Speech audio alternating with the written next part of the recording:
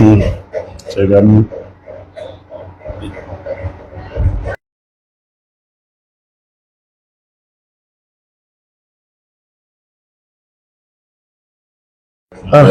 أقول لك أنا يوسف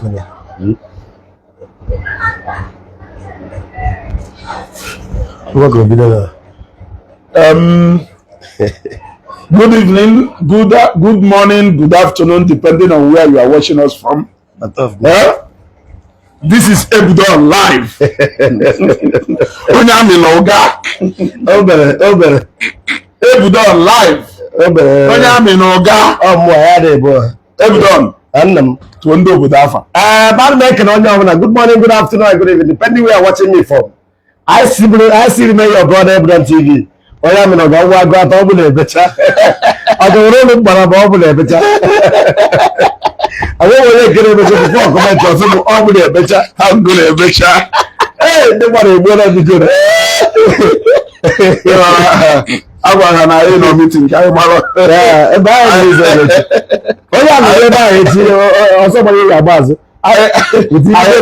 I know meeting. You can't deliberate here on how to give authority. Osmosis. You really so Ogechi to Osmosis. You are not going to nobody. Yeah, go. I'm possible. I walk here. But can I say I can't banana execute. I can't put the good. All up to that. Who are actually the happy bear or Bajaba? I want to vive in that one the mother. Yes. Okay. Ogechi pick up. Yes. We be abuli na Lagos. Yeah. We to a short put. We to na tire Asaba ban.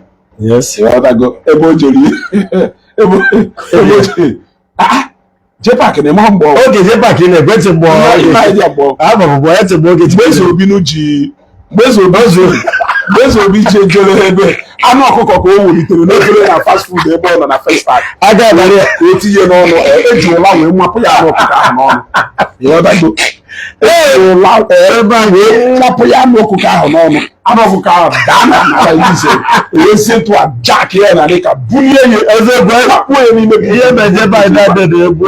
Wee bulie from abalị wee si Lagos. Yes sir. Way back Asaba. That is the highest humiliation. For somebody like that, yes, who goes in and out of police cell at will to come and be laughing at Ogechi. No, let me say, I can't execute them. Ogechi amano kaneba da badia. Are they possible? I don't Jepak out of here. I don't buy Jepak. I have 2 days, 3 days before I got to come on. I say fine one name. Oh, fine. Ayize ebube chukwu ụzọ nwanne n'ebe ụzọ. Ife ọnwụ mere ahụ ofu na sel. Mana ọnwụ ahụ gburu Jepak egbu complete. Akwe? Onye ofu onye na-eme jide ha ihe eziokwu. Onya Jepak ọrakpa seketa ụmụazị anwụrụ ya na n'ụmụ. Onya kpatara na mgbe ofu ebe. Onya kpatara na mgbe o si Egypt wee bata luo AEMN. Yes.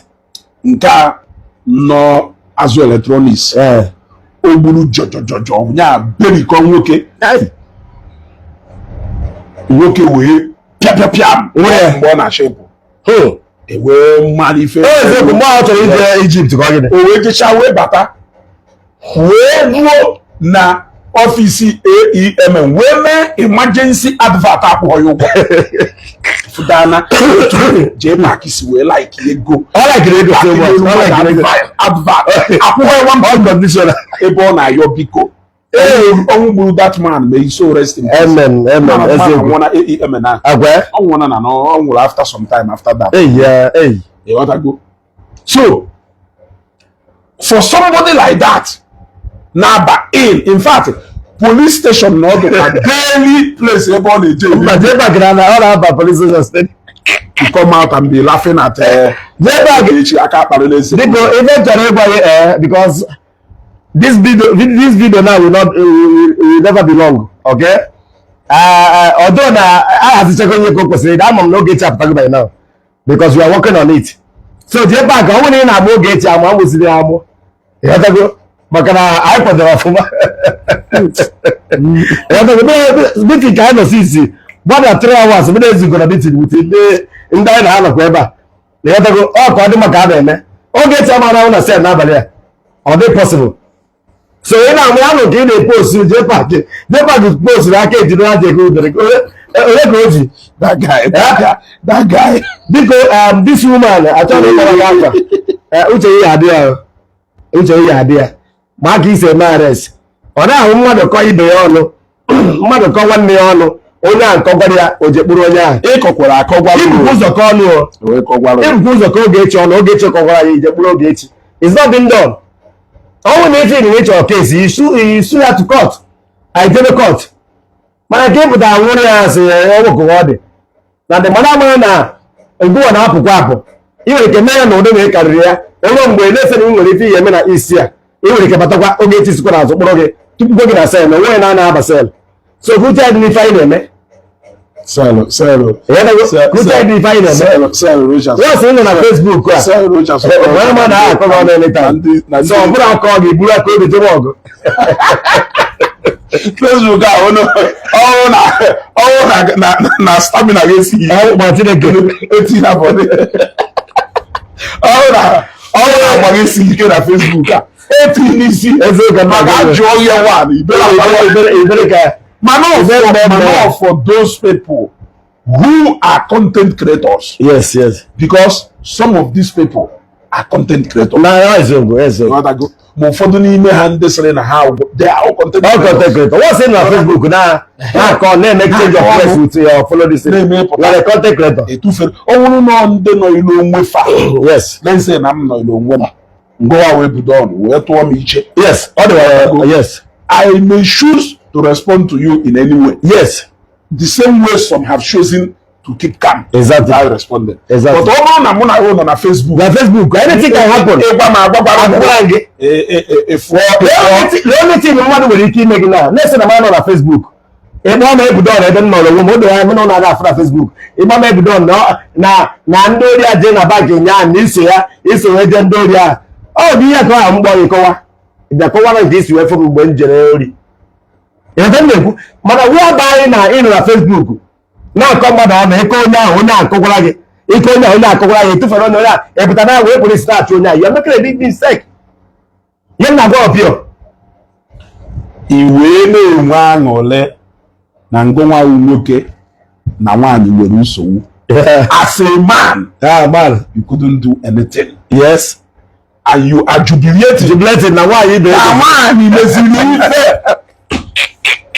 ebe ngụwa nwoke nọ n'ebe a ga-eze bụ igboro onwe kere ebe ngụwa nwoke nọ ịkụwa aka na-esere anyị n'azụ n'ebe a ga-egwu aka na-ese ọrụ Ogechi onwe eti n'olu ọwụzie nwaanyị na-eme na Abuja mewuru ihe ịlakụrụ ya aka nwaanyị buru Ogechi na-agba abalị oge mana ọ gbara kere ebe a n'abalị a kere ifo nke ije buru ihe eje pụta yes nwaanyị jezie buru ihe na-akụ aka andị nke ahụ ejekwa buru ihe ịma na ọnwa anyị kụrụ egwu a na-agbanụ ọnwa ya nọ jepaki ya aka nwa obi were mba jepaki ya aka oji ego ole ji ukpo gbaifu o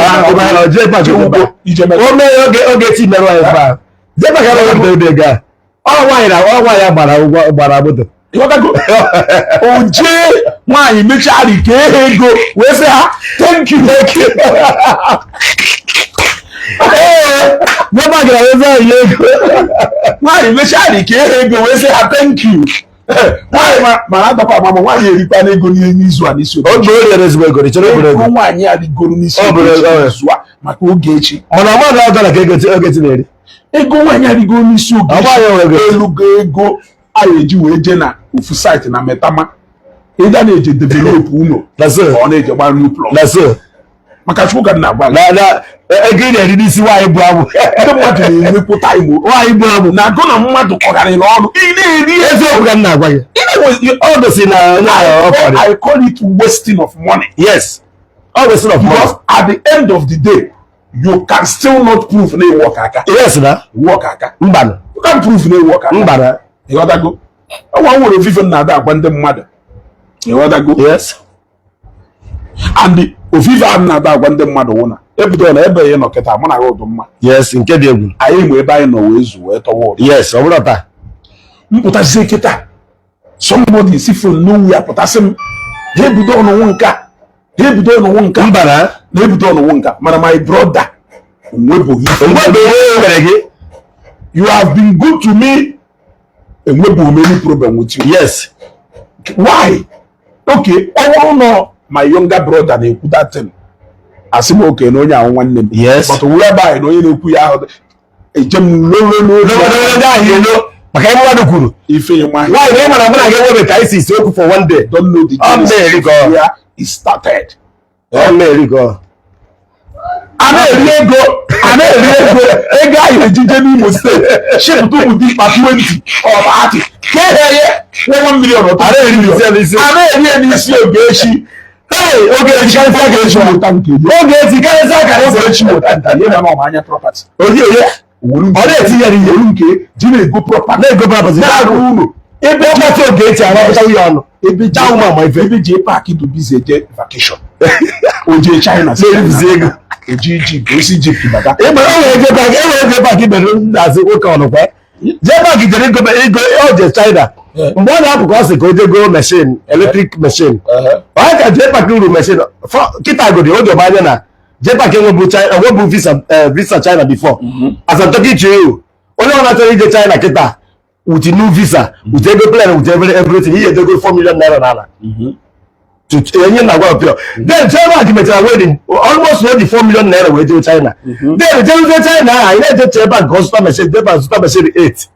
mana machine 8 ya na tago ọ ba go easy je go the e tere ego buputara ya o tere na o tere ya taa machine ko gogosi mgbobu o gosiri ya mana o gosi mgbe ọ batara na Nigeria ọ gosiri ya obodo Igbo na DJ party ka bịa na DJ party ijere go machine 8 gba obodo gebojo ọ gba 4 million naira ji obodo Igbo maka ama m ihe China na ihe visa China na-ada kịta then gbacha obodo Igbo 4 million bụkwa plan wee bata with expenses na ndị nọ riri ebe ama ebe ọ lọchị na hotel na achọ m ejo gị ọ dị ka tekwa ka enwe gị ebe ụlọ sokwa ya mgbe na machine ahụ ọ dị mmadụ ọ na-enwe ya ahịa machine 8 ebudo ngo na ọ gwara ọ gwara because o siri ya side ogo machine asọm na so e chere ya asọm n'ogo Surface biko adrops na the same comment o na anya JPAC jego machine eziokwu mana ofife ndị mmadụ aghọta ha ọ na machine ahụ ekwe ụgwọ machine ahụ na-eteki 1 year before ndị ọcha alụcha ya and o take 1 year before ndị ọcha alụcha ya ọ na-eteki 6 months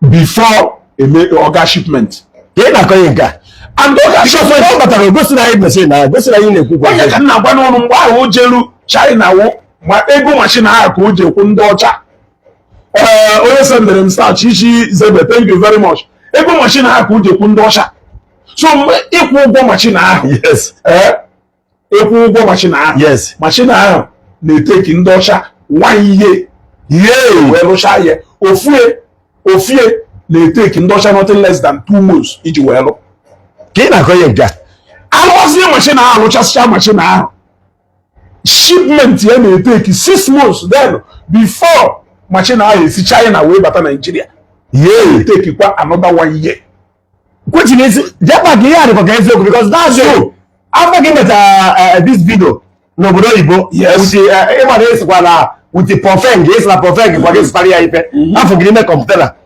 after that day imechara video ahụ enweghị gị isi egwu ya na machine na-abatara afụdị mgbe ị na-ere ya ka elu ka profeng gị ga-esi wee gwa ya zụtara ya nwa na profeng ebe profeng gị wụọ nnukwu ọga na China ọwụzie profeng na-ediri gị JPAC ga na-eberi ya ahịa na JPAC na-atọ ụga nnukwu ọga ka profeng gị wụ na China profeng gị wee zie gị JPAC jee eberi ya ahịa na onye ga-egotara ya n'afịa butere na be ka ọ bụ na alọta ọnọdụ ka ị nọkọta kịta idekwu anyịdọn ebe anyịdọn mepere Asaba ọlụmọsị ihe niile ọ na-ere ebe ahụ profeng material ịgachi mezi JPAC na-aga atụmatara profeng ahịa akọchapụrụ ndị akwụkwọ machine machine park Jesu what are the business machine machine if Nigeria the guy will take 2 years and 6 months. The guy, yeah. Yes, they go so that then the machine have Nigeria. Yes. To clear that machine have a wolf and alert every system needed on a wolf and activate it. Yay. You should know very well. I use Josie na Lausa. I use Josie assistant. Yeah. Port authority. Controller general. The port authority. Yeah. Controller general of custom go must come to the port. But I need the container machine out. Yay. Will lack I inspect that machine. The guy. You should know very well. Can now buy. Then all you machines here. For machine if finish everything I need in a port. Yes. It will take another 3 months. The guy. Even na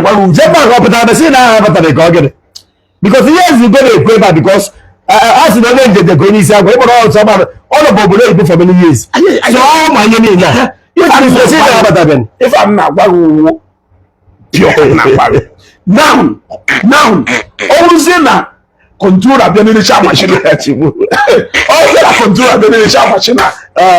It must get offload this machine. Okay. Crane bulofu ojedewe na warehouse ochigatapa ya bulofu jedewe na warehouse yes amazi ife crane yeju we bulofu from apapa we bi ewe gagido we jebe warehouse maybe in Dumambo mo we bo on yes offloading this machine alone guys no me ba na me machine offload ke bulu ya no we from the kwatona. So even when I walk in Jelu, so na China, I in the for them for machine here, but on Nigeria, it take close to 3 years. Let us go there. Next 2 months, so now get out of the machine all before 3 years before we transfer the machine we put to a neighbor. If Jelu gold mining, go Jelu. Hunting, go Jelu. But come we more than the Congo water. The control the goes. So, if I'm a business machine, I will go so well. I saw one no machine. In a expecting machine. Oh, video. That's the mother. And I say now, but every channel near 2 million 5. Every channel you need to pick up stores. So now you walk on that year. Mano Bosolo do manya de nu mari apafe. Mano ngolo Bosolo do the offload ko. No na kwa onya ko ga mano. Onya adi ebujide mfo. Onya make. So no be make. All of go offload. To chana moto mecha video no buyeje. Osino le jabu bu part of good sister. Opo ko lo ogosi ebe je butu ndo so be o na China ebe weri obe o weri go n'enu container we je gosi afia for fengine road gosi cha ya afia for fengine road yes aka nde nwe go adenye mkpoto mbana oya je ga nde no de zero onye nwe ga yes too much so if you profeng there if go on the budo mbo on the ka ba mbo ya afa mbo ya on the because which means you know on ka olo so butu never go alaza the motor na mbo ya ibara olo na ato ga o de ga bi ohun okulo olo ha si na emere olo ambassador mbo o de na neti mbo na se ambassador na eme olo onye o ga ebu gwe ya maka ma each ambassador na 10 million which 10 million. How can go to each ambassador is 10 to 20 million. Only got blue money. I have to talk about my so my own as no young way, and my own advertise. I have to know my own national when I will on a buffer. I put a water also where can I advertise? Money will 20. In fact, you all don't go to sleep. No, it's one ambassador. So someone I will. Oh, yeah. So someone I will came here. Ambassador. Manya. Akuzalion. Road. akụsa ya load a na-egosi anyị ebe ebuturu akụsa ya load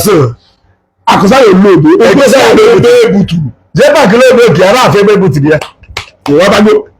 So now the main issue on the ground maka na nke okwu ka anyị na-ekwu ya okwu ka anyị kwuru ịghọtago. So even ji wee kwu ife ahụ mkpụrụ ka ụnụ marụ na Sakamanja a na-eme you can do it in any way. Yes. Nchọkịta eje mbe so ma best autos je gba video eziokwu mgbacha video ị na-emesi m anya echi ka mmekwa video na the same house ụmụ oferi ime agwa oyi ka nne ama emezikwata agwa wee yi nwoke maka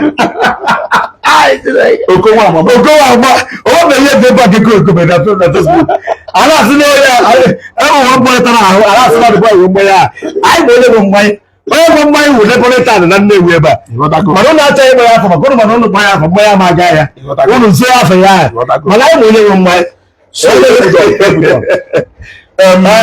ofufe m na-ekwu na Ogechi mba Ogechi na-apụta n'abalị ya pụta anyị nọ miti izizi Ogechi ga-apụta n'abalị Ogechi ya enweghị mekịta ka ha na-epụta kama ihe mụnwa nwere ezumike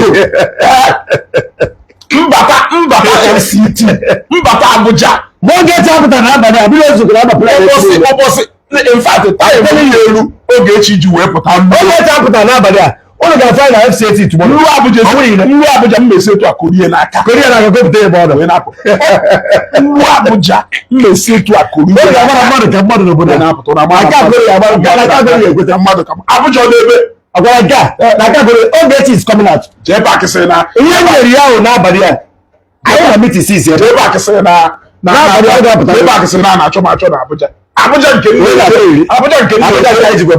n'ụtụtụ Abuja ka taịm nye oge eji pụta ruo ka a ghara ya bụ oge ọ gaghị ebe niile mmecha mmekọ na-ekwu na oge apụtara n'abalị a flight anyị na Abuja esi niile Alisa agwa Abuja by this time to this time I want to talk to Oge on phone mgbe ọ ga-apụta ozugbo ọnwụ na taịm ahụ nyere ha ruo if I don't speak with Oge on phone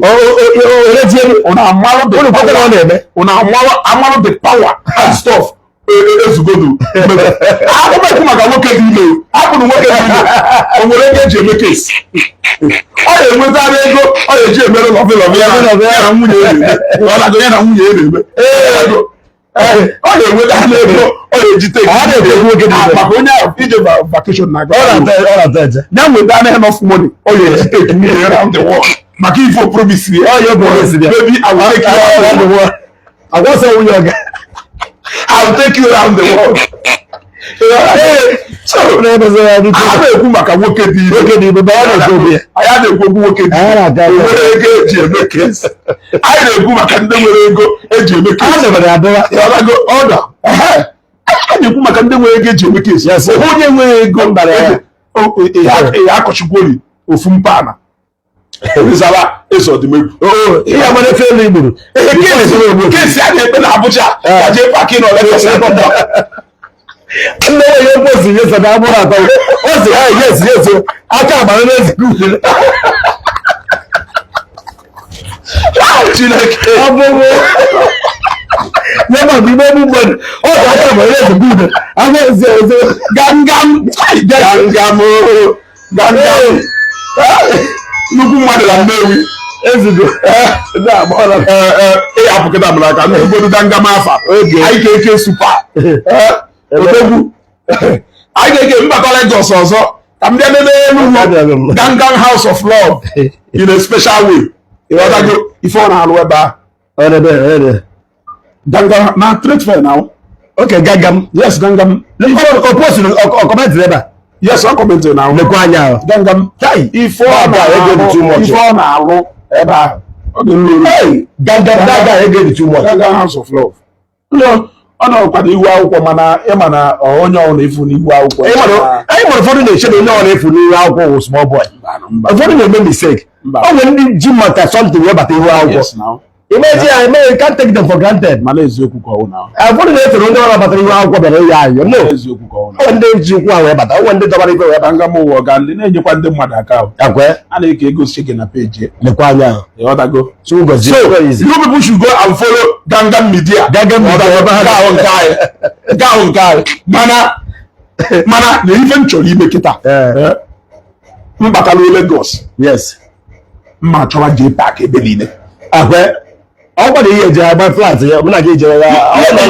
Lagos mba egburu ọkọ mbọsị a na ndị mma nnukwu ha. Ọ pụta nwụna ọka na-atọ ọka ebe a. Ịchọ eze ji Lagos ọ nwụrụ ọka na ụfọdụ woman anya. Ebe ọ tọrọ ọkọ. Afụ m dị woman anya. Mana o gosiri kichin ebe ọ nọ wee na-atọ dị ọkọ. Emere m egbuo. Nke a wee ikpe dolu nna ochie na nwa di ya. Ọ pụta nwụna anyị jee Lagos na-achọ ji pak ebe ọ bụrụ ọ bịara village. Ọ gbanatago village. Ebe ọgbọ ụmụ nwa di ya. N'ebe ụmụ nwa di ya na n'Enugu ukwu. Ụmụ nwa di ya na n'Enugu ukwu.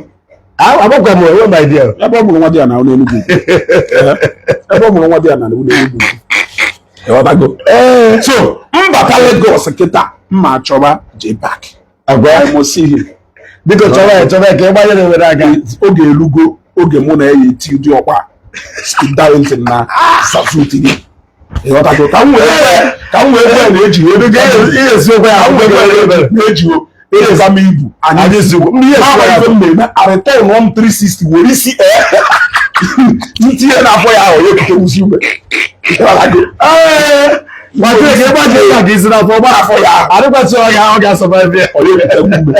Mana ka ọ dọba ofufe anyị na-ekwu owo anyị wee jee maka ama ndị nwere ebe na ofufe anyị na-emebife iwe pụọ ọwụ na agwago m ụmụnne anyị. Yes.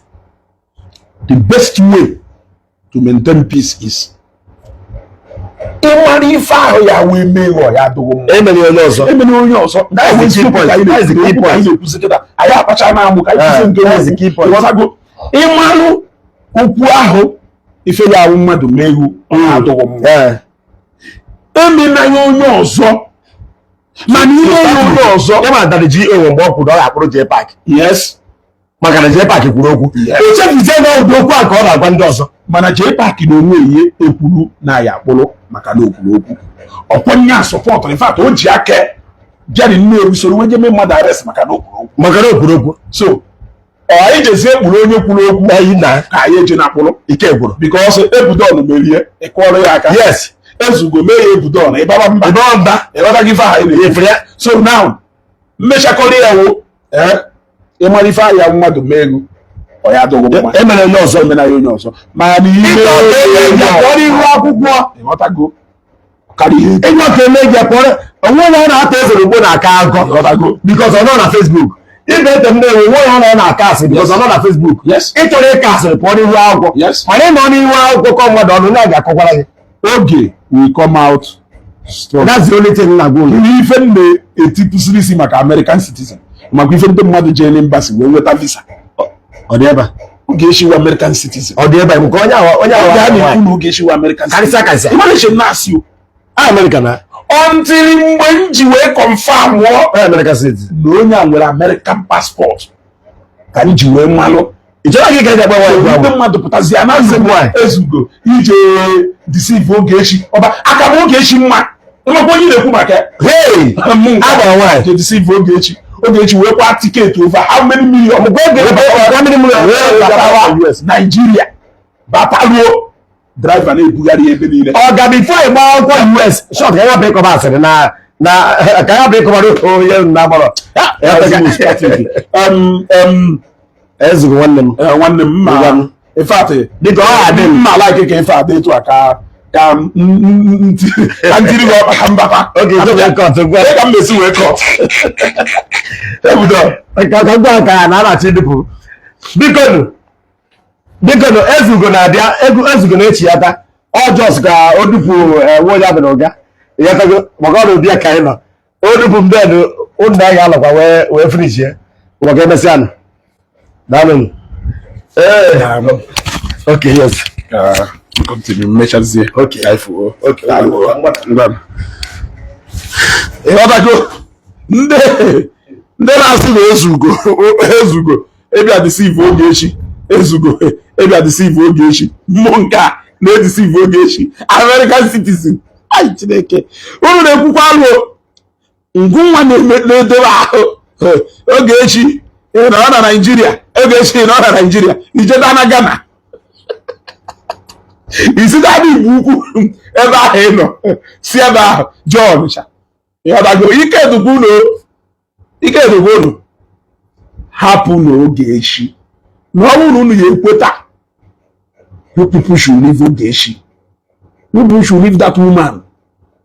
Ma ile onwe ama m ife wee marụ na ekwuru okwu sị na ọnụ ahụ ejebe ọnụ gbala aka. Ịghọtago ọnụ ahụ ejebe ọnụ gbala aka. Mụnwa wezugo nwere ajọ ọnụ. Ikwugide okwu ka m nke were m iwe. Ya echefuo m background nsi na chefuo so many things. Mmam ya ka na ana n'ọnụ m. Ịma na etu a esi amam ya ka na ana akpa. A na-amam ya ka na ana n'ọnụ. Mmam ya ka na ana n'ọnụ na-enwe nnupụta nwụọ ihe. Onye kpata na-ebia na comment section ebe mmadụ gọrọ m iyi.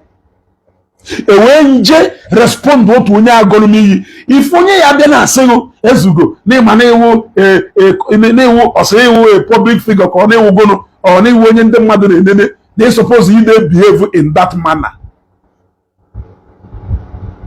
I understand you are advising me. Ma n'ihi na ifuru anya na onye kpalili nna m kparịa my family. And you think that na nwurugodu president echi niile na mu deserve ya. But nkwugharịzi ọnụ against onye gọrọ m iyi. Ịhapụ onye gọrọ m iyi. Ịhapụ the first offender. Bịakwuzie mmụnwa nọ in a defensive mode. Edo biased. Ịghọtago? Edo biased. So, if at all, na echi niile, na Ogechi decided isekpuru ana, kpagharịwa, wee yọwa Abuja niile mgbaghalụ, wee yọwa Lagos niile mgbaghalụ, wee yọwa ma ndị niile ife iruru. In fact, Ogechi wee buru nwanyị n'okpuru efi wee jebe eje paaki wee jee yọọ mgbaghalụ. I still support her. Ịghọta that part m kwuru now, which is to say that she is entitled to make any decision. I support her, provided Namu sense oppression. And if at all I want to talk to Ogechi, I have her phone number. I can call her. I can talk to her. You know that go? I don't need to put you on a conference call to talk to her. But I will not also sit and see you oppress her. I will not sit and watch you intimidate her.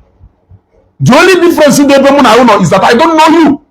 I can address you publicly. I know Ogechi. I can call her in private. Which part of these two things include Keda Water? I don't know you. So I can address you publicly. I will call her privately. So from then I say, Ogechi, I don't care. Ogechi decide nyabulu mmanya jee yo Fada Mbaka, nyabulu mmanya jee yo J Park, nyabulu mmanya jee yo Miriam Dose, nyabulu mmanya jee yo Obasaromu. I still support and stand with her even in that decision.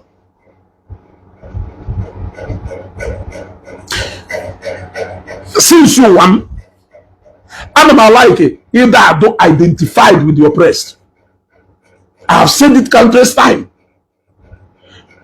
I know how people try. In fact, I followed them out with a lot of people during Oprah issue about COS. But why was I standing firm with Oprah? It is because I have watched all the people who are throwing stone at Oprah. I watched their intention. What is their intention? Is their intention really to get justice for the COS victims? The answer is no. Is their intention really to get to the root of the matter? To know what actually transpired in that COS saga? The answer is no. What is their intention? Their intention is personally Okwuluora and Igbo. Or the innocent or the guilty Okwuluora and Igbo. You want to go? So, why will I reason with such people? I don't have to reason with such people. I will rather go for fact. I will rather go for fact because the fact is there, but no matter how you try to stress on it, they don't care because the result they are looking for is the downfall of Okwuluora and Igbo. I had an interaction with a few of them before I actually came out on Facebook. How do I say, no way pride? Oh, way pride. All I can in the ego. Blah, blah, blah, blah, blah. Oh, I use chai. From VVIP WhatsApp group. Yeah? Oh, now, fear. No way pride. Does it have anything to do with the COS money and a church? No one from VVIP group, WhatsApp group. Does it have anything to do with COS money and a church? No, I like in the ego. Does it have anything to do with ego COS and a church? You see, so because of that personal vendetta, you want to come and change our whole mindset. He may be that evil man to you, but he's not to us. Have you seen? So that is why you only feel determination more during the time of COS. And let me tell you, Okwuluora can bear me witness. Okwuluora can bear me witness. I will COS 80% towards completion. I never spoke with Okwuluora one-on-one. I don't even have his number. He is still alive and very much living. He can confirm what I'm saying. Man, onye funu can see okwu ngwa ya say, hey, nezugo no Okwuluora akpachana. Ụfọdụ na say no Okwuluora gobiri aye. Enwere number Okwuluora. The answer is no. Have I ever spoken with Okwuluora before? The answer is still no. The answer is still no.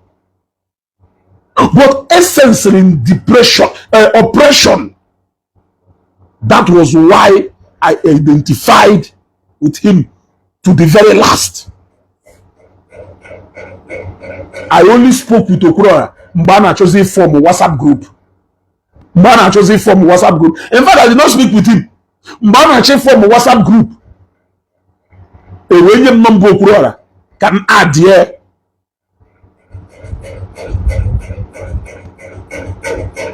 Can add here. Now that WhatsApp group. That was when I had Okwuluora number for the first time. But I still did not speak with him. The only time I spoke with Okwuluora on phone, one-on-one, Okwuluora is still very much alive and kicking. Let him confirm if I'm lying. Was when we celebrated birthday last year. That was like about 2-3 months after COS saga. That was when I spoke with Okwuluora for the first time. The truth is the truth. You want to go? The truth is the truth. I have weighed everything, every reason why you are looking for Ogechi Okeke Njaka. I did not see any that you are not guilty of. Na my protest against arrest Ogechi wuni ide shakam ablock wango iya afunde ya dago okpotokwu iyi udi Ogechi agogo mmadu ọ na ego nya o firu na deserve ka go that iyo mana si Ogechi na akpari mmadu Ogechi na eme nka no more respect for women, no more respect for nka If you go this empire, you will calculate will comment Igbo this empire. For the moon na oya olocho, for the moon na oya apuna. Why you know na di show him what I do on Facebook. I'm not even talking about Ogechi because when I condemn Uge. In fact, even the mother you made a dictionary, browse work, I browse to TV, Igbo Ogechi, they clap for you. Igbo Ogechi, you are a good woman, you are a superman. That is the only thing actual. In fact, in Chokita, I have a pair back, one of my customers go right on. If you don't go Ogechi, all manner of afa. The only crime I committed in this life where they are was hugging Ogechi out of excitement, and I moved to Ogechi for the first time. I've never seen her. Who doesn't even know? 8 years ago, Kelu activities on Facebook. 8 years ago, Ogechi had to go known on Facebook. So I want to know the crime I committed. Now from my sister, the America, now for my sister, onye nne we buy the America, and I've never seen her for a long time, and I had the privilege of seeing her for the first time. Can you tell me the crime I committed by hugging her out of excitement and everything? Can you tell me the crime I committed? When I happily announced the arrival of Untouchable, nobody said Ezugo this, Ezugo that. But when I, out of excitement, welcomed Ogechi out of her own decision, yes, it was Ogechi who wanted to come on camera. She doesn't want to hide for anybody. If she likes, she can come into Nigeria, stay in Nigeria, and leave. But why will she do that? When Ogechi non-America, Ogechi na Achuego, why do you think she would like to stay in America without coming back to Nigeria? I'm asking you. Ngumwa no na Australia, Ngumwa no na Germany, na Aba, Kerife, Unujuwe Ponato Ogechi. It is because you are there. Na Aba Woloso. Go? You all because you know there. Now you don't have even any single quarter plot of land in here. That is why you only multi-million dollar investment by year carry for Nigeria. That is the question you are asking. Yeah? Only more than 7-10 years ago, no we go hotel running here. No matter what you want to say about that hotel, it is a lot of money. It was supposed to be I've shocked every no in the ball. And during the course of one of the saga program, I heard even the haters of Ogechi talk about that hotel, meaning that it is not fake. More than 7-8 years ago, Ogechi will go hotel running here. Ogechi will investment here and there. You are asking why she came back to Nigeria. So you want Ogechi. For Ogechi in America now, ego, even as a citizen, she can choose to live her life in America, enjoy what Americans are enjoying, yeah, and be by there without suffering. But Ogechi nwete ego Nigeria. Ogechi nwete ego Nigeria. So if Ogechi na achọ Ogechi no nwere ana na-elele, a hustler experience goal, a born hustler. Ono na America na achụta ego, onye nwunata na Nigeria. Ngwunwe nozi there, ina akpati na-eri, ina akpati woje na agba club, ina akpati wore na agba anyị, Nigeria is ho, Nigeria is this, obodo ọkụ adọrọ. Oive na agwa anyị, Nigeria is hell. O nwere onye nke sịrị na Ogechi deserve say Nigeria to kagoro. Eh? Inwe ife nwere n'obodo a, you won't even mind to stay here. Inwe ife onwere n'obodo a, you, I am asking you, in a position Ogechi since January ojiwe baba, what will be your condition? Tell me the truth.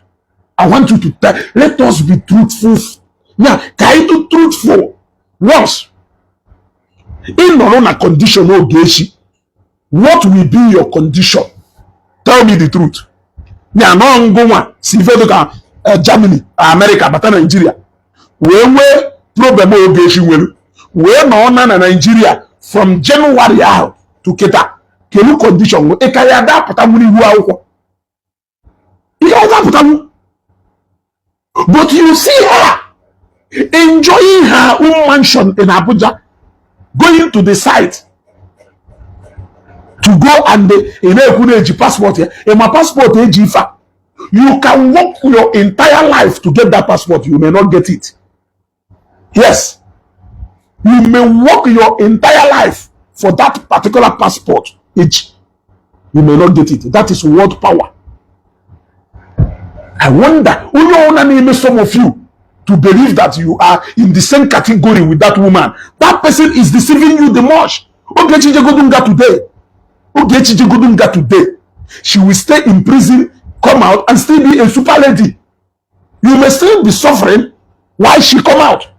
Or enjoy before they will they will leave. If you want so stop pitying her, pity yourself. You should be pitying yourself who don't even know where your next meal will be coming from. You don't even know what next year holds for you. But you are feeling pity for a woman who has worked for how many, even though no cleaner call on a hospital. Even though no get you cleaner call on a hospital. My sister UK just the other day. Can you walk about UK? Wine and wine. UK. I know how far when you say an American citizen. She can stay in Nigeria for 2 years. She's still better than you. Yes, she's still better than you. You want to go? I don't know why. Look at J Park. J Park, if you have quarter of what Ogechi knew as a woman, even as a man, you are filled with pride. Even when you don't have anything, but you are filled with pride. You live at the mercy of others, but the pride in will need to too much. Yes, pride will yes, imagine me when quarter of Ogechi will. Why you are busy showing us video in China? Why you are busy telling us about Egypt? Ogechi is busy touring his buildings in Nigeria here. It is something worthy of emulation. It is something you should emulate. In na millionaire duko Ogechi no na Abuja. I should go and see her in Abuja. Mmadụ na bia fo na Asaba. But say bunata atoro we ga bunata na Asaba. Mmadụ na bia fo. Ewopu governor eziokwu zoro ndo. Enwuchago. Ewopu governor eziokwu nyaje moto we create awareness. Enwuchago. Ama agwa eziokwu. So you should run away. Ogechi na-eje agbasa ngwa onye karịrịgo. Ogechi na ọ na prison ọ karịrịgo. Ogechi na ọ na Nigeria ọ na chiri America ọ karịrịgo. Ogechi na ọ na America power ka ọ nwụ n'ebe nọ. You are of no match with her. Onweghị ebe go na onweghị ebe ife ruru go na Ogechi tụọ passport ya onweghị obodo nọ in this world ọ ya ba. Yes. Bakedu obodo nọ n'ụwa Ogechi to American passport or yaba. Even China Jerubata Neko. Ogechi can go to China and come back as if no Jena backyard there. If you no one na chacho. In actual anamache, that is what you wish for your son. That is what you wish for your daughter. You want to go? Nyake na say there's go deceive you. Deceive who? Deceive who? Onyeki na deceive. Onyeki na deceive. Onwere ndị na-alụcha ọrụ gọọmenti n'obodo a zụta ego isi ha ka enyi a na-agba ha wepụta ha ajụ ha ka ha jee nga kama ha ewepụta efugo ha afụgo nwoke nwa ezuru ego oge zụchasị ego oge nwoke gado n'ọnya nwe nwoke ha lụ ka o jee nga kama ọ ewepụta ego a enubụhe ọnọdụ ka ejidere ocha sokoọcha n'elu ike kwere mmadụ nọ na nga ụfọdụ eribụrụ nni even in prison, his future is still better than some of you who are laughing at him. If you must laugh at him objectively. Only for medicine and if you can Don't laugh at him man. Go na yono. What's secure go fish room we need? Unless no anwụ mana ha do ndo, their future is assured. You don't know? Ngonwa no Adam Alamesiye or Alamesiye, former governor of Delta or Alamesiye no James Ibori or who no James Ibori we je changa ino kwa James Ibori singa bata no obodo iwo. Today how far? Today how far? James Ibori make each other mockery of him. Say cartoon, may even today, he still ride on bulletproof cars, sit with kings, have escort of thousands of policemen who are guarding him, who can be willing to save him.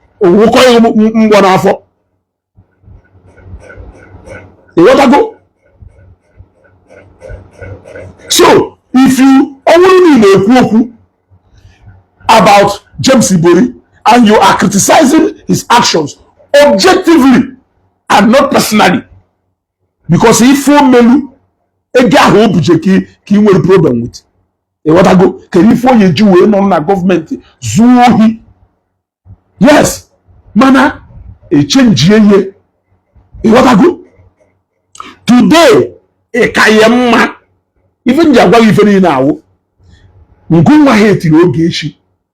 I want you to go and count the day each way hate Ogechi we wrote can you achieve goal. You haven't achieved anything.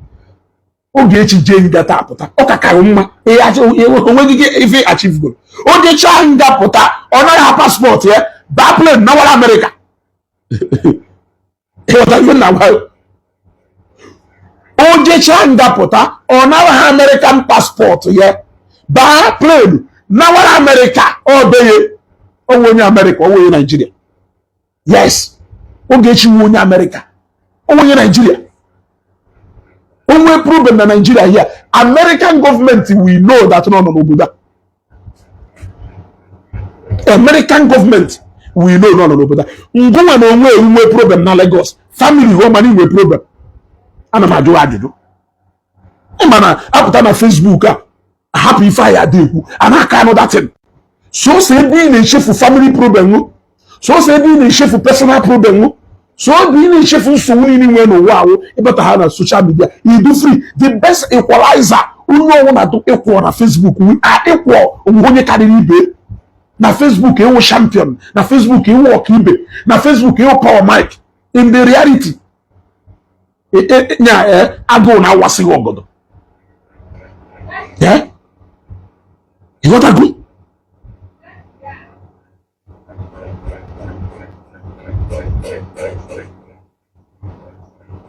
So sometimes comment for the moon. And Ogechi this, Ogechi that, Ogechi has been arrested, Ogechi this, Ogechi that, Ogechi that. Yeah? Even moke so no moke go Ogechi Colono on America. You have to wait for a woman. You have to wait for a woman to come and take a pound of flesh for you. Yeah? So you know Ogechi make case. So all that any make case never do Ogechi at one night. Where give me case. Mana ije will all know bakunye like one wala bamba. Now if I had a kuna woke riche go woke no shogo nwanye wala akụkọ nke ahụ nwanye no chala ọgụ woke wala akụkọ. Jenu gwa je park na ezugo say no a typical example of nwanyị no shogo woke wala akụkọ. Jenu gwa ni ife nkwuru. Nwanyị no shogo woke wala akụkọ. Man is not meant to be a storyteller. Man is not meant to be a storyteller. If you can count the day you started fighting Ogechi till today, and you have not achieved anything, and the most funny thing about it is that only Jolo, na moto, na ya na akwa. Olugido olu oge lunch yelu, onorebo de lunch, na ya na akwa. Everywhere, na ya na akwa. Jena Ngopala, for example, you know about if you go to Ngopala and Ogechi, how many plots of land? I hear Kukundozo. It's not a joke. It is not a joke. It is a reality. You devote to the whole of your time. Then I know so or Guru Ogechi on Facebook has never for one day deprived her £1 you make. She looked for money everywhere. Look at Zoro Bitters. She eventually became one of the biggest investors. She is looking for businesses. She is always willing to roll out money to do business. Not every day. Ogechi this, Ogechi that. Can you achieve go with that? You are depriving yourself your happiness. You are depriving yourself your joy. You are even Ogechi arrest. You are even not happy because the fear of unknown. Nahonto. You are scared of waking up on Monday morning and seeing that Ogechi is free. You are scared of waking up on Wednesday to hear that Ogechi and America.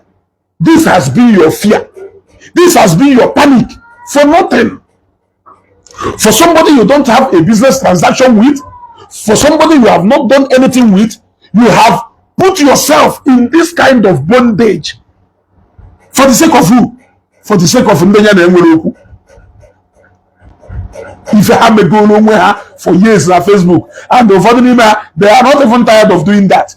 Ngoma dị independent apụta bịa kolilo na asị ma isi ye Ogechi this bụ Ogechi ụfọdụ n'ime ụlọ ka dịkwa single nyanwa anọ na di ya ụfọdụ n'ime ụlọ dere ahụ na ụlọ angel in human form ka bụ angelic your angelic nature Ogechi anugodi wee nụta nwoke fụrụ ya n'anya ọfụma edo shocked ọ ga Angela nwosu fọdụ n'ime ụlọ na-akpọ ya Mgbeke Angela iwe onye agha ego ahụ na-ekwugheri Chima. Why? They married men that doesn't even play with all the hazard. Oh, the Hanotalo. Yes. Dr. Gochku. Ogechi I have confirmed. Gochukwu. Ogechi the answer is no. Ngoma. Na Ogechi akwuna. Dimu na akowo. If you do na akowo bullshit. Onebodo hunnirie. Onebodo hunnirie. Ino na bondage. Sene ino na marriage. Ogechi ahụ ị na-emezi anya ka nwa anwụ na-enjoy married the best man. You have been waiting for eternity for her marriage to crash. Even in born in Nigeria here, you are still wishing that in a marriage here crash. Dr. Gochku nọrọkwa na America na-ekwasị mbọ ike maka nwunye ya. I witnessed. I saw. I don't know the kind of Chukwu Ogechi na-ekperu. I nwere ike ịsị na o merit here, but when I look at people like her, I don't know why God keeps showing her mercy. Onye lọkụ ya adọrọ tumba. Ogechi aka collapse go fail in such a way that people will laugh at her. If the only thing you have to laugh at Ogechi is a mere police arrest, then you should wake up. Wake up, bro. Wake up, sister. The only opportunity since over 7 years or 10 years you have to laugh at Ogechi is a mere police arrest. Yeah? And arresting them on a top government officials. Yeah? Now if you jam Ogechi, then you should for those say no arrange marriage. For those say you go to we get tired of you. For those say Nanke no na Nigeria here. Yeah? Ngwa batalo na Nigeria since over 5 years. Bia no nwanye na America e dey for munye. Ana ma jola ajuju. Ngwa si Australia bia Nigeria since 2015. Bia me ego n'isi nwa mmadu onye je kwa akwụkwọ na chiga enatago ana ma jola ajuju. Have you come back to come and see your wife? Eh? For the new moon. Email DNA. Oma has a 5 munye umuleba. Makine after 3 years nata. After 4 years nata. Email DNA. If you know mazi hablo mo. Manino na Facebook now got Dr. Now go Ogechi, you left your husband and your children in America for how many months? Eh? Ndenya na eno since over how many years yo? Or that ha Nigeria. Marriage ya crash because no na Nigeria. For how many months? Uwejuo ngoma na nwa n'elu akwutu. Ifugo nwunye yu for over 5 years. Ana majo ajuju. On do to I outside. Aye mwa ife ana-alụ. Yodago. Ndu to I outside. Mu ife ana-alụ. On do to I outside. Mane ya for ego na outside. No nwanyị for over 5 years. Ona bo Nigeria dey fun nwunye. Aye ma not possible. Yeah? Isukelu there. Because na furu onye kpucha ire data 1 GB. You better on Facebook. Ogechi, go back to America because of your marriage. Look at you, marriage counselor. Marriage counselor. Continue with your back here on Facebook. Go up on the anya. Yeah? Continue with your back here. Age 4 to get one. I'm Ogechi. Go up on the anya. In on a hell. In on a hell. You don't know what. But you have time. Well, if I made you a blame for the owner. Some people are really living in misery in this life. You want to go? Some people are really living in misery in this life. So the only time they have to be happy is not just Facebook. So some of them confess negatively to what they are passing through in their house. You may not know. Okay, my one year on if on Facebook, they wish ka marriage one year also fail. 1 year they live in hell. So she doesn't want to see any woman happy in her marriage. The investigation eyafu.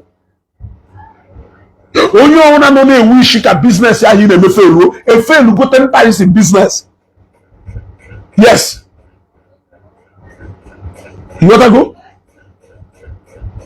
Shioma Opanku James, I celebrated Matthias' arrest and I will still celebrate it tomorrow. Feel free to celebrate Ogechi arrest. Oweriki, watch on my broadcast yesterday. Ain't no behind. Ain't move, go forward. You want to go? Ain't no behind. You just go watch your broadcast yesterday. If you were and Keta, ain't no behind the only. You see, 100% of what they wish you is what they are passing through. Yes, it's what they are passing through.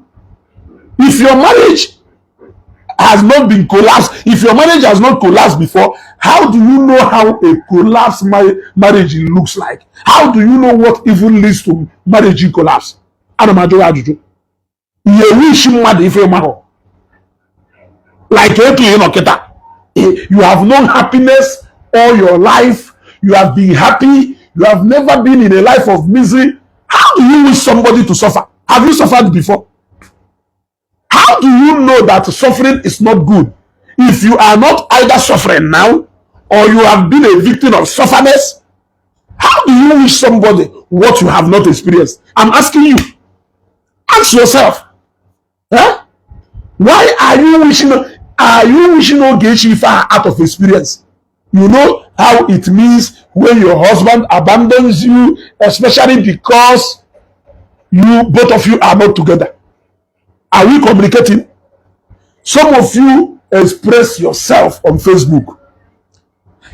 Look, let me tell you. In the later stage of my engagement, now this Facebook, I will turn to a relationship therapist. Yes.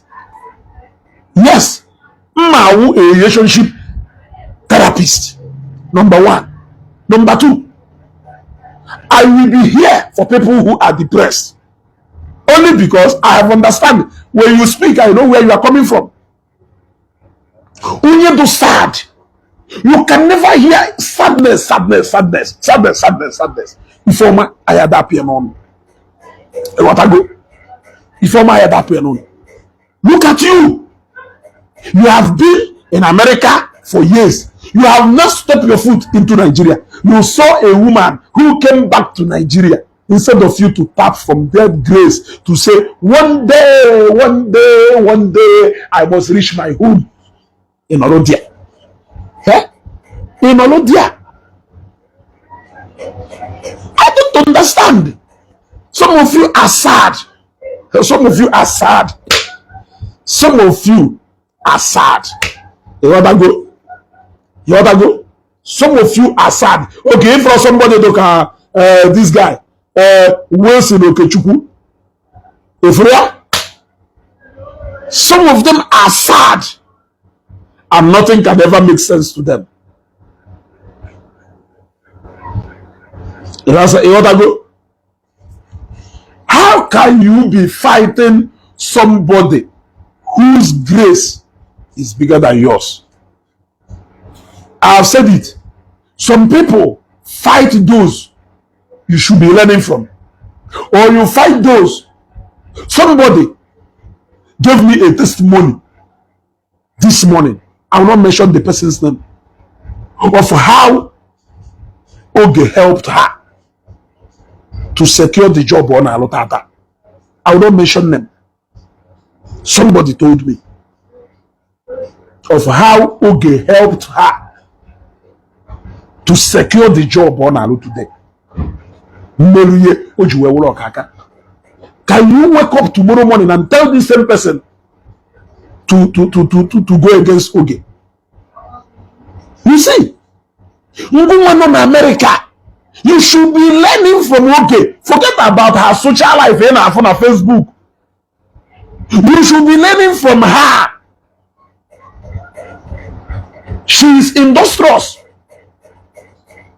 Yes, she is industrious. When it comes to being responsible, she is more responsible in her family than you. She's in a successful marriage. How else can you check if a woman is responsible? If not the woman, if not that woman has sustained go marriage and she know a happy home. How else? Do you know when you people started praying for Dr. Gochku to leave? You want to go? Do you know, okay, Mbada no Joto, let me block you so that by the time Ogechi everything will so, I will bring you back. You want to go? Relationship therapy from the Zion alone. I know some of you started hating Ogechi because of her involvement with Zion. But I blame all this Umoko Konde Zayona. Oncha Umoko Nda Potarisi no Ogechi Melinka Zion Michiko disassociate with Ogechi. Only when a Zionite and the new Sunda na common sense about Ogechi. Iwo adi wonyeri only when a Zion and ni Sunda na ko yati maka Ogechi. Iwo onyeri Emahife Ewatoro Ewu me in a light blue. I'm sorry. If you don't as a relationship therapist, relationship therapy from the Zion alone. That is to show you where some of the hatred Ogechi went today. But you will see somebody on way a Zionite will come out and tell you, somebody like Mexico TV. Atunu mule ibunu baka nwa. Aya muta nwoke. No America, I don't know why in Nigeria. I'm Hasimodon. No America, kurungo nyocha na atuna yenu. Kurungo nyocha na atuna yenu. Akuna ye ba kwa nwa no nanka. Yes. Akuna ye ba kwa nwa no nanka. You will not remember what I have said today, but I'm not praying that you will remember it tomorrow. I'm not praying that you will remember it tomorrow.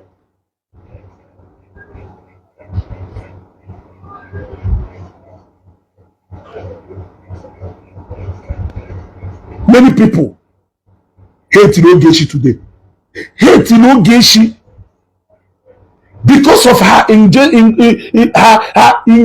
with Zion. And you are a Zionite. They put her today. They say, Ogechi wonka. No Ogechi wonka. No Merinka.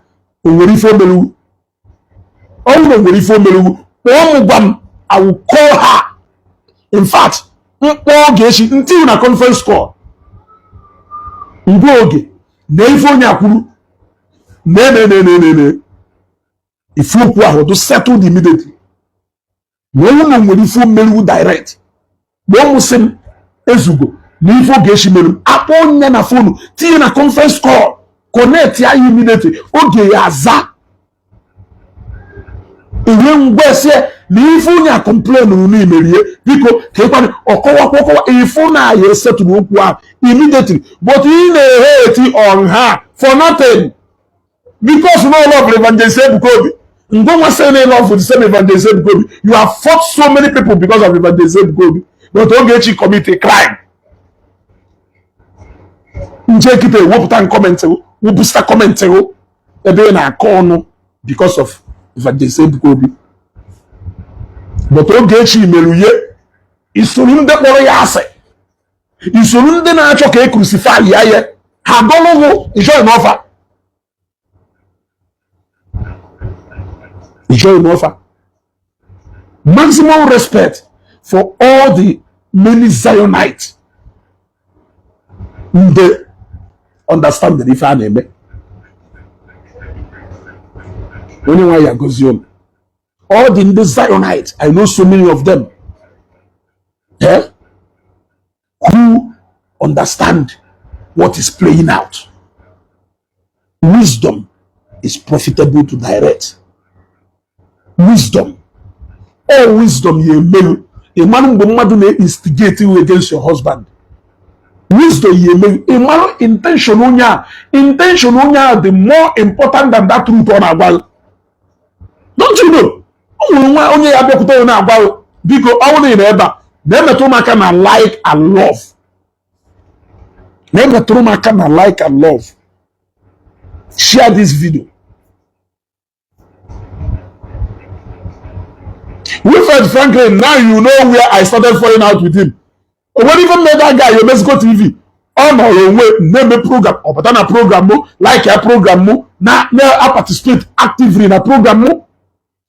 But the moment I started talking, the moment Nkuru maka Ogechi, Oragalia immediately. In fact, I started doing Ogechi and JPAC saga. Oragalia immediately. He always come to my page to come and talk nonsense. If I can join a page, I don't even go to his page. What am I going there to go and do? That is how I engage on Facebook. If you may like what am I coming to your page to come and do? Only video here the mfugoluta. Oh, na ndị mmadụ tag yam. Eje nene. And we met so many tags a day. Njeze nene ife na tag remember. Afum ife onye akwuru. Otherwise, ya afum na anọkata nkịta. Kochasi ọkpa m jere na Mexico na njeri jere. Since o ji wee bido isusugharị. Azụ eje na page. Azụ eje na page.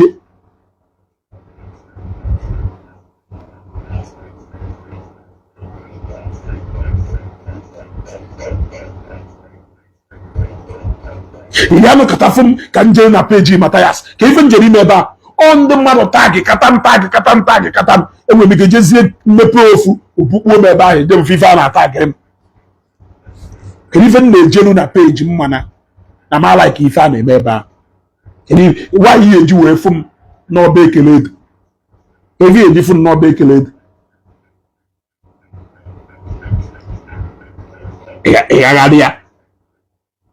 Igagalia onya bata na kwema this life. Okwema this life di minimius. This life di minimius. You know go? This life di minimius. Asịrị nkama ego maka azụ ka ya kwụ na Facebook ayi mem. Awuru me ka word na Facebook a. I would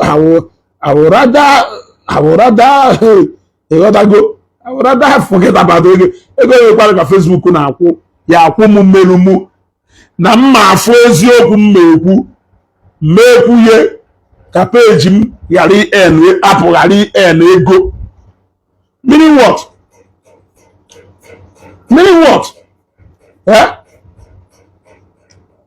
Facebook ego ne ka ọ na akwụ m mmeji wee ife ife ọnwụ na ya eme ma onye ọnwụ na amagodu mma minus Facebook ma na-ezu ugo ị ga-ejide n'ọnụ ọbụvụrụ ọnụ ezuga ihe ejide nwunye o mewepụ ọnụ ikwu okwu ọ gbaghị ife niile ọ chọrọ ịgbaghọ tinye full stop at the end.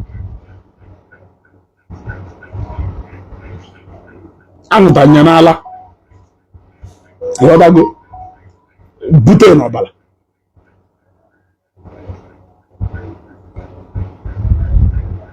so tell me kedu ife o menuwu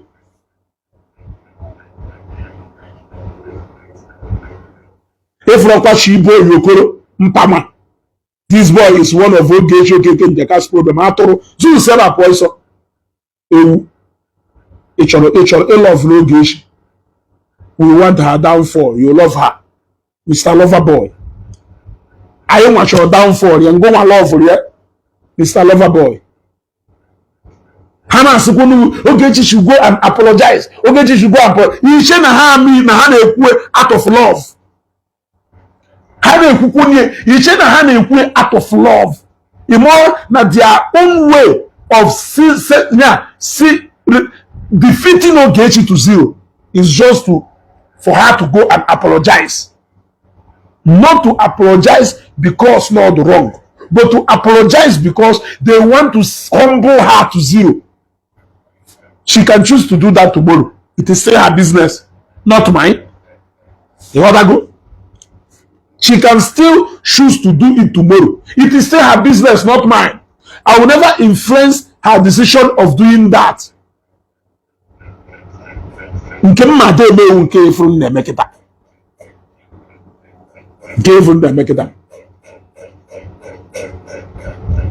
moment Ogechi back on my page, harmlessly,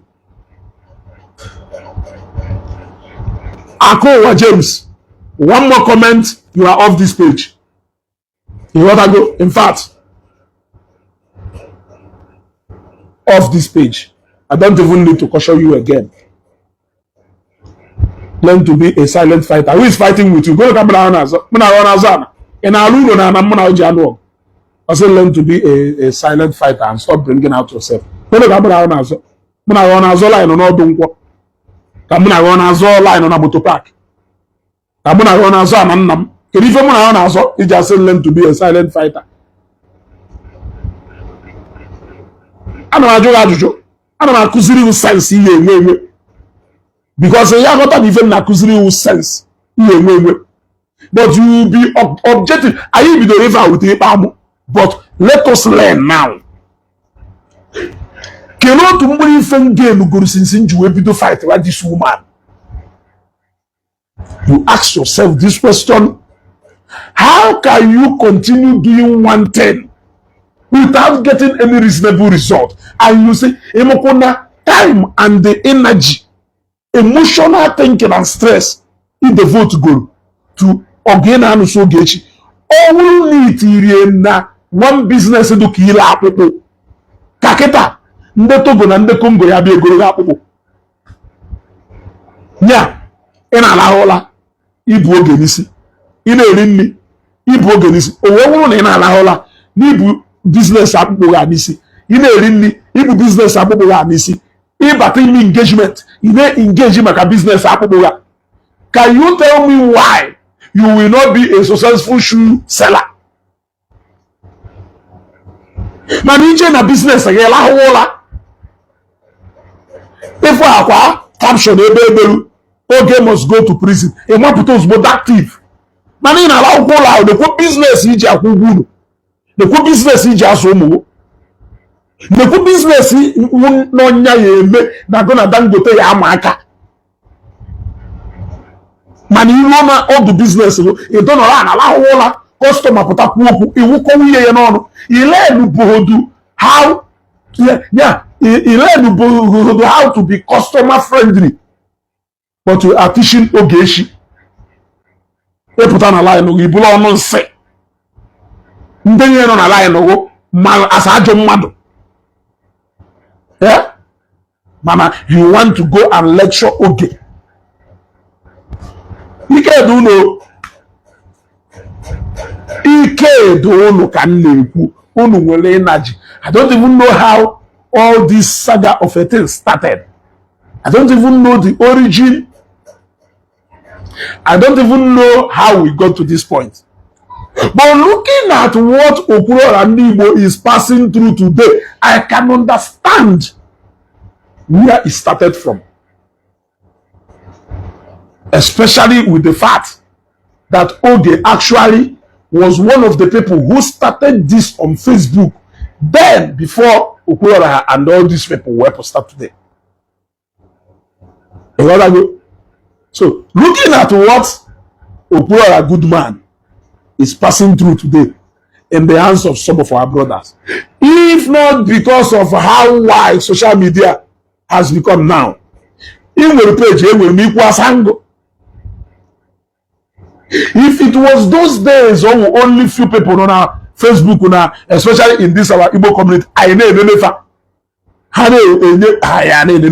But today, only on our Facebook page, you gotta go. Only on the Twitter, TikTok, only on social media now.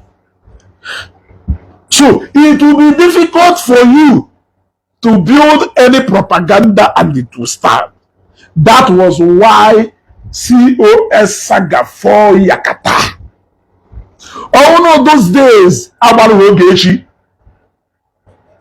saga de Kumba, Maka NGO. I'm sorry. Because those days, people can only watch. And those people believe we comment more and convince some other people to believe. But because of how versatile people do on Facebook now, COS where put only on a way mapute. We a logical conclusion. So these days, there is no matter or controversy or propaganda that can last more than 1 month on Facebook. Ogechi lasted more than 4 years before I started on Facebook. Ogechi lasted more than 4 years before I made on Facebook. It can never happen now. Oh no, Kaketa. It can go beyond 1 month. I dislodge on more complete. Judge one day Lovett Zion Alpha. Judge one day Jonathan the Padlock Key Alpha. In fact, what is that controversy that has come to Facebook now?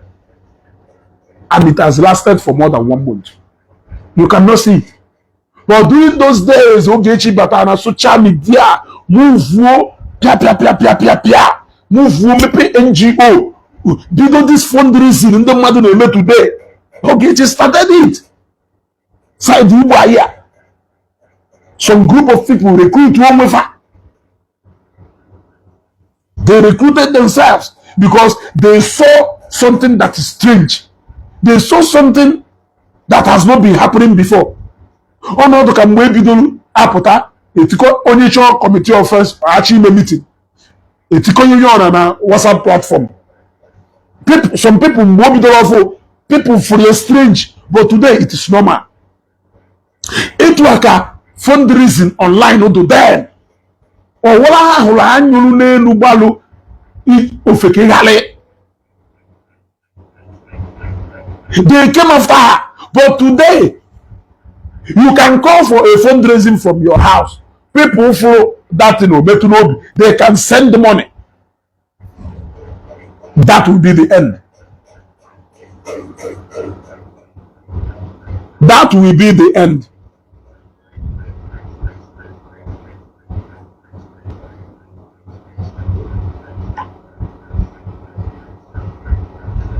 Anyway, I think I'm going to draw the curtain here. Go.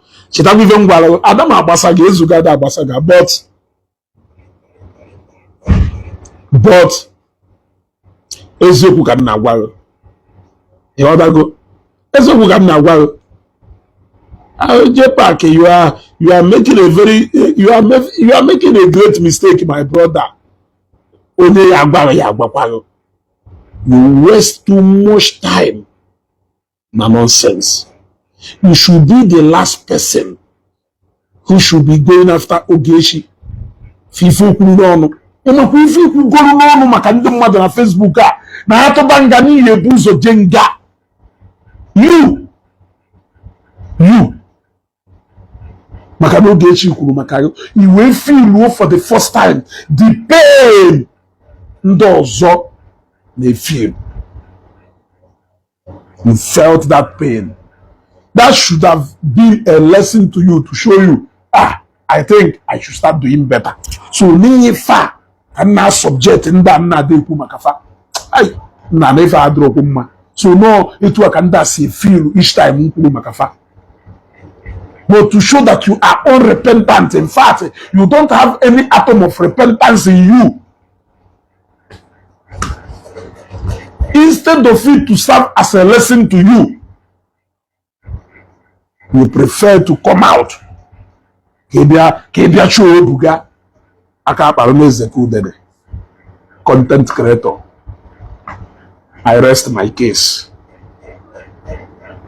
Ka abani amala imma. Kashifoni.